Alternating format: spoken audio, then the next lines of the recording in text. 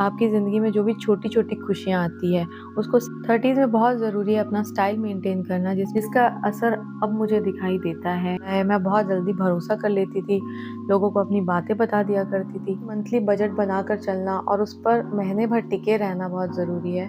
लेकिन आप किनसे सलाह ले रहे हैं, ये चीज़ बहुत इम्पोर्टेंट है। Hello friends, welcome back to my channel. कैसे आप सभी? उम्मीद करते हैं आप सभी बहुत अच्छे होंगे। आज के इस वीडियो में आप लोगों से शेयर करने वाली हूँ कुछ ऐसे की लेसन्स जो मैंने अपने 30s में सीखे हैं। 30s हमारी लाइफ का एक ऐसा इंपॉर्टेंट पार्ट है जहाँ पर बहुत सारी चीज़ें बदलती हैं। हम वो नहीं रहते हैं जो हम अपने 20s में हुआ करते थे। अब थोड़ी बहुत लाइफ समझ में भी आने लगती है। अब हम वो सपनों की दुनिया में नहीं रहते हैं और रियलिटी पे आ जाते हैं। क्या सही है, क्या गलत है, इसकी थोड़ी बहुत पहचान होने लगती है। इस वीडियो में यही शेयर करूंगी और इसके पहले मैं छोटा सा एक डिस्क्लेमर ऐड करना चाहती हूँ कि यहाँ पर मैं जो भी शेयर कर रही हूँ वो अभी तक का जो मेरा एक्सपीरियंस रहा है उसके बेस पर शेयर कर रही हूँ। तो हो सकता है कि ये कुछ लोगों से रिलेट करें और कुछ लोगों से रिलेट ना भी करें। तो मैं जो भी शेयर कर रही हूँ प्लीज़ इस वीडियो को एक ओपन माइंडसेट के साथ देखिएगा। और अगर आपको रिलेट नहीं भी होता है तो हो सकता है आपकी लाइफ में कुछ ऐसी अच्छी चीज़ें हुई हो या ऐसी चीज़ें हुई हो जो मुझे सीखने लायक हो, तो उसे कमेंट सेक्शन में ज़रूर बताइएगा। तो चलिए वीडियो को स्टार्ट करते हैं। 20s में मैंने अपना बहुत टाइम वेस्ट किया है, मतलब गलत बातों में, गलत लोगों के पीछे, गलत लोगों की बातों में आकर। और आप कह सकते हैं कि उस टाइम पे छोटी-छोटी चीज़ें भी ऐसी थी जो मेरे लिए बहुत मैटर करती थी। आज अगर मैं उन बातों को याद करती हूँ तो लगता है कि अरे यार, ये तो कोई बात ही नहीं थी।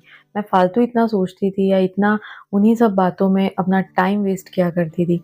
अभी जितनी समझ है मेरी, अगर उस टाइम पर होती तो शायद मैं अपना टाइम अपनी लाइफ को और अपग्रेड करने में और अच्छा बनाने में लगाती। पर उस टाइम पे मुझे ऐसा लगता था, मूवी देख-देख कर कह सकते हैं कि वो एक होता है ना, एक पर्सन जो बहुत सबका चहीता होता है, सब सब उससे खुश होते हैं। तो मैं भी बिल्कुल वैसा ही बनना चाहती थी। मुझे लगता था कि सब मुझे पसंद करें, सब मुझे लाइक करें और इसी चक्कर में मैंने अपना बहुत सारा टाइम वेस्ट किया। लेकिन अब मुझे बहुत अच्छे से समझ में आ चुका है कि आप सबको कभी भी एक साथ खुश नहीं रख सकते हो। सबसे ज़्यादा इम्पोर्टेंट है आपकी खुद की खुशी। और यहाँ खुशी से मेरा मतलब है असली खुशी आपको किसमें मिलती है, बस उसी पर फोकस करना ही 30s का सबसे बड़ा गोल है। एक और बहुत बड़ा बदलाव जो हमारे अंदर आता है वो ये कि हमारी स्किन और हमारे बाल अब पहले जैसे नहीं रहते हैं। स्किन काफ़ी डल दिखने लगती है, बाल काफ़ी पहले से रफ हो जाते हैं, झड़ने लग जाते हैं। तो इस एज में ज़रूरी है कि सेल्फ केयर का एक रूटीन बनाएं। आपको अपनी सेल्फ केयर प्रॉपरली करनी है। जैसे आप पार्लर जाइए, सेल्फ ग्रूमिंग के लिए जो चीज़ें रहती हैं वो सारी करिए। घर पर भी कर सकते हैं आप चाहें तो। और इसके साथ सबसे ज़्यादा इम्पॉर्टेंट है कि आप अपनी हेल्थ पर फोकस करें। मैंने अपने 20s में खाने-पीने पर बिल्कुल फ़ोकस नहीं किया, जिसका असर अब मुझे दिखाई देता है। पहले मैं कितना घूमती-फिरती थी, इतना काम कर लेती थी, लेकिन कभी मुझे थकान नहीं होती थी। लेकिन अब ऐसा होता है कि थोड़ा भी काम करो तो बैक पेन स्टार्ट हो गया है, कभी काफ मसल्स पेन हो रहे हैं, कभी हेडेक हो रहा है, मतलब कुछ ना कुछ लगा ही रहता है। और मैं सोचती हूँ कि अगर अभी ये हाल है तो 50s में क्या होगा? तो अब थोड़ा-सा मैंने अपनी हेल्थ पर फ़ोकस करना स्टार्ट किया है, घर का बना हुआ, और इससे बहुत फ़र्क भी पड़ता है। देखिए दोस्तों, अगर आप घर का खाना खाते हो ना तो आपको कभी भी स्टमक रिलेटेड इश्यूज़ नहीं आते हैं और इसकी वजह से आपके स्किन और बालों पर भी इसका इफ़ेक्ट दिखता है। तो घर का बना हुआ खाना जितना हो सके प्रेफ़र करिए। अगर बाहर भी जाना चाहते हैं तो सिर्फ़ 15 दिन में 1 आध बार जाएँ, जिससे आपको अपनी हेल्थ में बहुत डिफ़रेंस दिखेगा। साथ ही योगा को या फिर 30 मिनट्स की वॉक को अपनी लाइफ़ का पार्ट बनाइए। मैंने अभी-अभी योगा स्टार्ट किया है और इससे मुझे काफ़ी असर दिखता है। क्रिएटिविटी हमेशा से मेरी लाइफ़ का एक पार्ट रहा है, लेकिन 30s में आने के बाद मुझे लगता है कि ये मेरी सोल के लिए भी बहुत ज़्यादा बेनिफिशियल हो गया है, क्योंकि अब जब भी मेरा मूड कभी ख़राब होता है या कभी ऐसा लगता है कि कुछ अच्छा नहीं लग रहा, तो थोड़ी बहुत क्रिएटिविटी करना, कुछ घर पे ही डीआईवाई करना, इन सब चीज़ों से ना बहुत रिफ़्रेश फ़ील होने लगता है और अपनी बनाई हुई चीज़ों को जब देखते हैं तो काफ़ी सैटिस्फैक्शन भी मिलता है। अभी मैं कॉम्पिटिशन में गई थी जहाँ पर इस तरीके से जो वेस्ट मटेरियल होता है उससे बेस्ट आप क्या बना सकते हैं, इसके ऊपर था। हालाँकि मेरा नंबर नहीं आया, क्योंकि मुझसे भी ज़्यादा अच्छी-अच्छी चीज़ें लोगों ने बनाई थी, जो देखकर मेरा दिल खुश हो गया कि लोगों में कितनी क्रिएटिविटी होती है। सच में अगर आपको भी इस तरीके का कोई मौका मिलता है तो ज़रूर जाइए। वहाँ पर भले नंबर आए नहीं आए, लेकिन आपको सीखने को बहुत कुछ मिल सकता है। ये जितने भी डीआईवाईज़ हैं सारे वेस्ट मटेरियल से बने हुए हैं। देखकर कोई बोलेगा ऐसा लगता है कि बिल्कुल जैसे रेडीमेड चीज़ें हों। ये फली दाने के ऊपर का जो छिलका होता है उससे डेकोरेशन है। ये पेपर से बनी हुई एक डॉल है और ये तो देखिए बॉटल से बना हुआ लैंप है। इसको तो देखकर मैं भी शॉक हो गई थी कि ये बना कैसे होगा। और ये जो मेकअप ऑर्गेनाइज़र आप देख रहे हैं वो आपकी बहन ने बनाया है, मतलब कि मैंने बनाया है।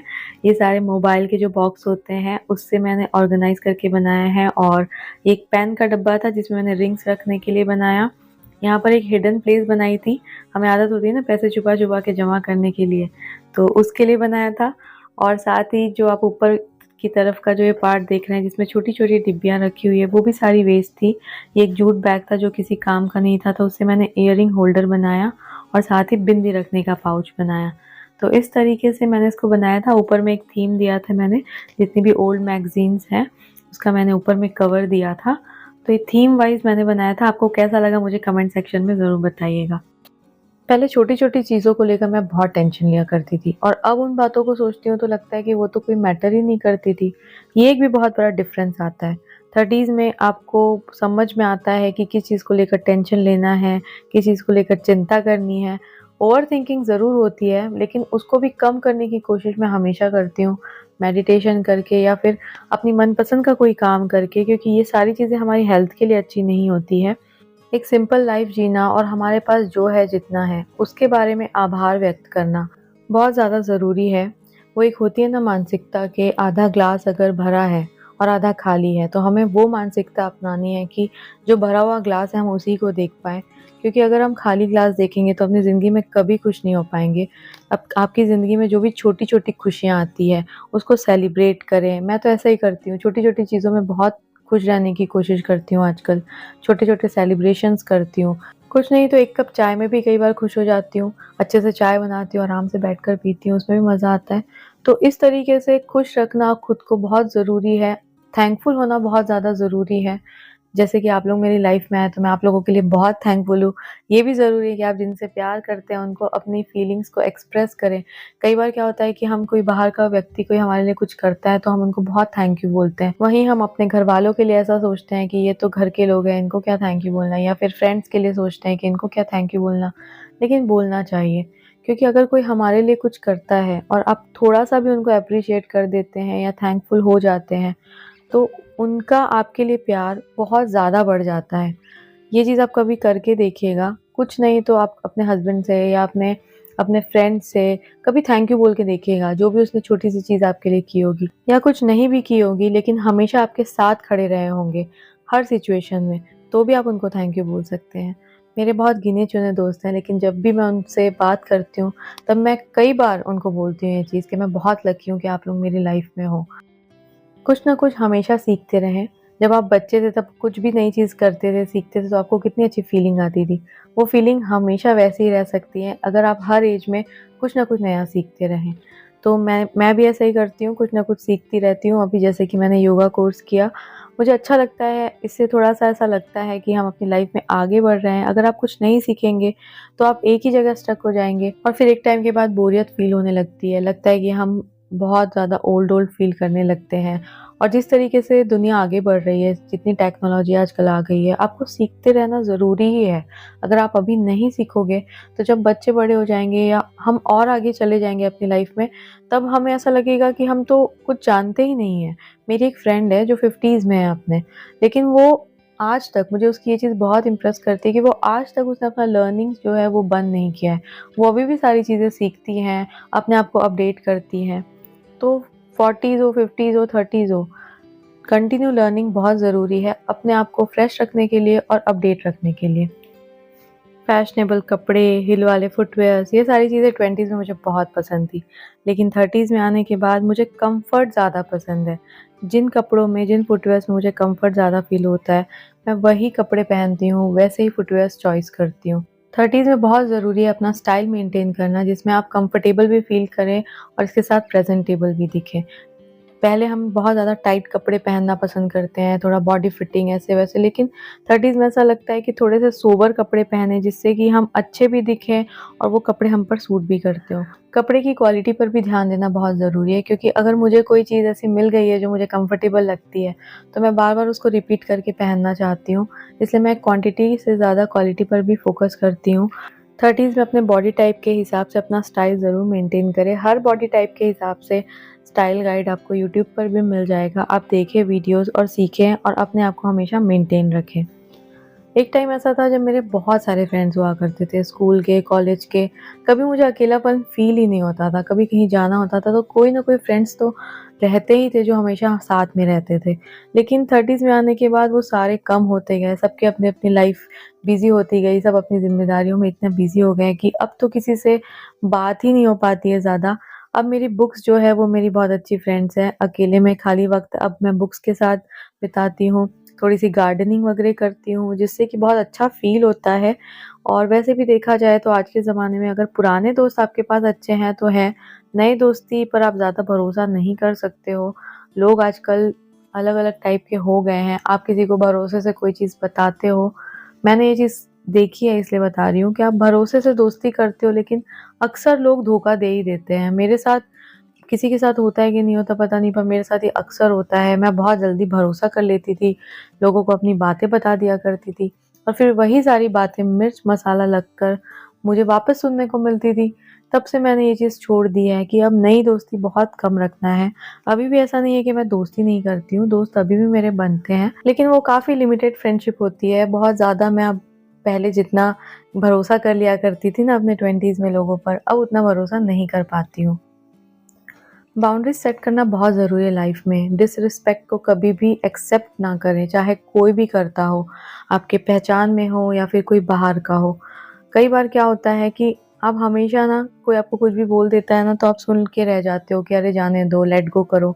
लेट गो करना ठीक है, अगर आप के कोई फैमिली मेंबर है, आप 2 बार कर रहे हो, 3 बार कर रहे हो, चलो 10 बार भी कर रहे हो, लेकिन हर बार अगर कोई आपकी डिसरिस्पेक्ट कर रहा है तो वहाँ पर स्टॉप होना बहुत ज़रूरी है। बार-बार आप ऐसे ही सुनते जाओगे अपने लिए कुछ खराब या फिर बुरा, तो ये आपके सबकॉन्शियस माइंड में बहुत इफ़ेक्ट करता है। कई लोगों को खुद को लेकर ही हीन भावना आने लगती है क्योंकि उन्होंने अपने बारे में इतना सुन लिया होता है।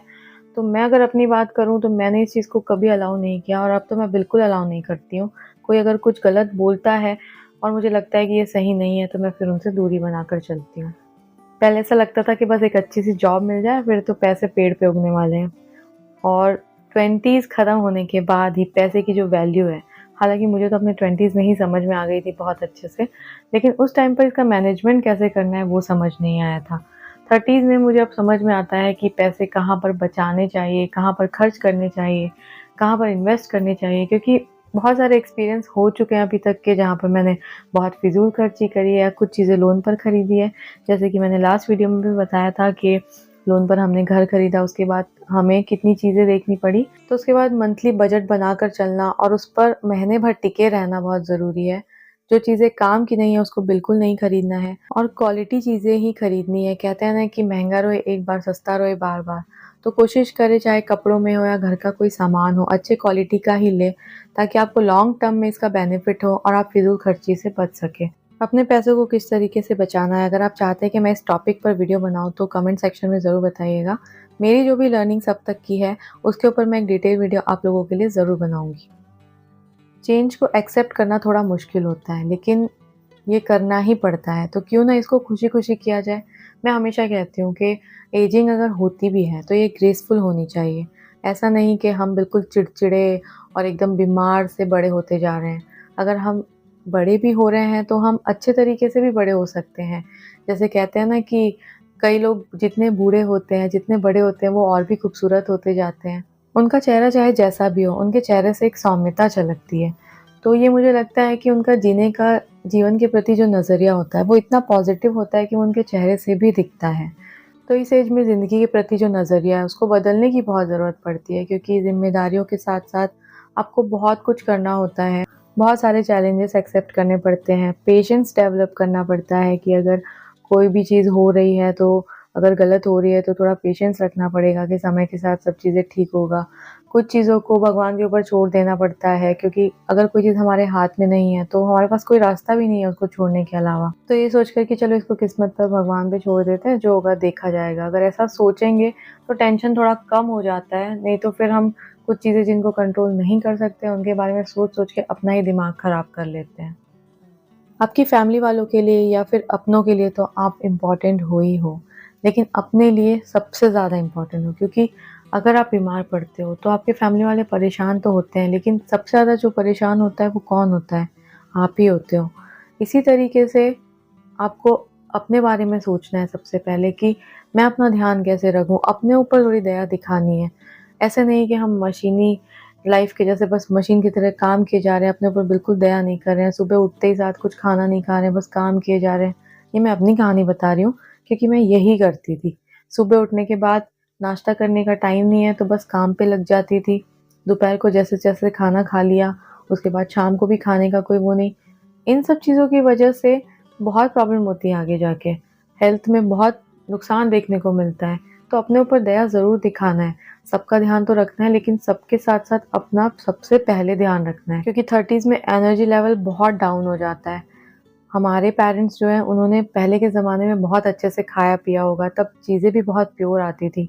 अब तो हमारी खुद की कुछ गलतियाँ और कुछ चीज़ें जो प्योर नहीं आती उनकी वजह से हमारा जो एनर्जी लेवल है वो बिल्कुल डाउन हो गया है। कोविड के बाद से तो ऐसा हो गया है कि मैं सबको देख रही हूँ कि हर किसी को बस थकान लगती है, काम करने का मन नहीं करता है। तो इन सब चीज़ों से बाहर निकलना पड़ेगा क्योंकि अभी लाइफ में बहुत सारी ज़िम्मेदारियाँ हैं जो निभानी है। तो इस तरीके से अगर हम रहेंगे तो आगे कैसे कर पाएँगे? तो कोशिश करें कि अपना बहुत ध्यान रखें, अच्छा खाना खाएँ, आराम से नींद लें और जितना हो सके टेंशन कम लें। देखिए, मैं खुद आपको बोलती हूँ कि टेंशन कम लें, लेकिन मैं बहुत टेंशन खुद भी लेती हूँ। पर हाँ, इसको कंट्रोल करने की मैं कोशिश ज़रूर करती हूँ। मेरे कुछ ऐसे दोस्त हैं, जिनसे मैं फ़ोन पर बात कर लेती हूँ। दोस्त तो नहीं, मेरे मेंटर कह सकते हैं, जो एडवाइज़र भी हैं। वो लोग मुझे अपनी लाइफ़ के एक्सपीरियंस से एडवाइस देते हैं कि ये सही है, ये गलत है। तो कई बार जब मुझे कुछ कन्फ्यूज़न होता है या मैं बहुत अपसेट होती हूँ, तो मैं उनसे बात शेयर कर लेती हूँ। ऐसे बहुत सारे नहीं हैं, 1-2 लोग ही हैं। लेकिन हाँ, इस तरीके के लोग अगर आपकी लाइफ में हैं तो अपनी प्रॉब्लम्स उनके साथ ज़रूर शेयर करें। उनसे पूछें कि कैसे किया जाए, क्या किया जाए? किसी से सलाह लेने में कोई बुराई नहीं है, लेकिन आप किनसे सलाह ले रहे हैं, ये चीज़ बहुत इम्पोर्टेंट है। अगर कोई इंसान ऐसा है जो आपका अच्छा नहीं चाहता है और आप बार-बार उन्हीं के पास जा रहे हैं एडवाइस लेने के लिए, तो ऑब्वियसली वो आपको ऐसी ही सलाह देगा जिससे आपका नुकसान होगा। तो पहले तो ये देखें कि कौन ऐसे लोग हैं आपकी लाइफ में जो सच में आपका अच्छा चाहते हैं। सारी बातें तो शेयर नहीं कर सकते, लेकिन हाँ, किसी चीज़ पर अगर आपको एडवाइस की ज़रूरत पड़ती है, तो ऐसे वेल विशर्स से एडवाइस ज़रूर लें क्योंकि अपने एक्सपीरियंस से ज़िंदगी जीते रहेंगे तो ज़िंदगी बहुत छोटी पड़ जाएगी। तो लोगों के एक्सपीरियंस से भी अपनी लाइफ में कुछ अच्छा सीखने की कोशिश करें, ताकि ज़िंदगी में आगे बढ़ने के लिए हमें हिम्मत मिल सके। होम मेकिंग के साथ-साथ आप लोगों को मेरे इस तरीके के जो लर्निंग्स के मोटिवेशनल वीडियोज़ हैं, वो भी बहुत अच्छे लग रहे हैं। तो मैं इस तरीके के वीडियोज़ बीच-बीच में लाती रहूँगी। आप चाहें तो इसको एज़ अ पॉडकास्ट भी सुन सकते हैं। जैसे आप किचन में कुछ काम कर रहे हो, आपने हैंड्स फ्री लगा लिया और इन वीडियो को इस तरीके से सुन भी सकते हो क्योंकि कई बार खाना बनाते-बनाते बोर लगता है, कोई बात करने वाला नहीं होता है। तो इस तरीके के मोटिवेशनल वीडियो अगर आप मेरे या किसी के भी सुनते हो, तो आपका एक अच्छा टाइम स्पेंड होगा और आपको कुछ नई चीज़ें जानने भी मिलेंगी।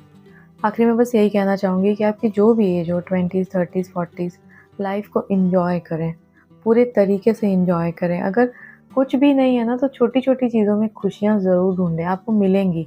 ऐसा मत सोचिए कि लाइफ़ में क्या है, कहीं जा नहीं सकते, पैसे कम हैं, क्या करेंगे? देखिए, ये चीज़ें होती हैं, सबके साथ होती होगी मुझे लगता है जो मिडल क्लास फैमिली से बिलॉन्ग करता है, सबके साथ होती होगी। हम भी बहुत दूर-दूर तक घूमने नहीं जा सकते, लेकिन हम आस-पास की छोटी-मोटी जगह जाकर इसी तरीके से एन्जॉय कर लेते हैं। अच्छे-अच्छे फ़िल्टर्स लगाकर वीडियोग्राफ़ी, फ़ोटोग्राफ़ी कर लेते हैं। फ़ोटो देखने वाले भी पूछते हैं, "अरे! आप लोग कहाँ घूमने गए थे? लक्षद्वीप गए थे, कहाँ गए थे?" तो हम लोग भी हँस के बोल देते हैं, "अरे! हम लोग यहीं पास में ही गए हुए थे।" तो जहाँ भी आप जाते हैं, उसमें कहाँ आप खुशी निकाल सकते हैं ना, खुशियाँ ढूँढ सकते हैं, बस वो सोचें और अपनी लाइफ़ को बहुत एन्जॉय करें। एन्जॉय करेंगे ना तो खुशी आपके चेहरे पर दिखेगी और खुद को देखकर भी आपको बहुत अच्छी फीलिंग्स आएगी। तो दोस्तों, कैसा लगा ये वीडियो आज का मुझे कमेंट करके ज़रूर बताएं, मुझे आपके कमेंट्स का इंतज़ार रहेगा। जो लोग भी मेरा वीडियो फर्स्ट टाइम देख रहे हैं प्लीज़ मेरे चैनल को सब्सक्राइब कर लीजिए, ये बिल्कुल फ्री है। आपको इसमें होम मेकिंग, डीआईवाई, ब्यूटी और इसी तरीके के मोटिवेशनल वीडियोज़ देखने को मिलेंगे। इस वीडियो को फिर यहीं ख़त्म करना चाहूँगी। अगले हफ्ते फिर से मिलूँगी एक नए से इंटरेस्टिंग टॉपिक के साथ, तब तक के लिए बाय बाय।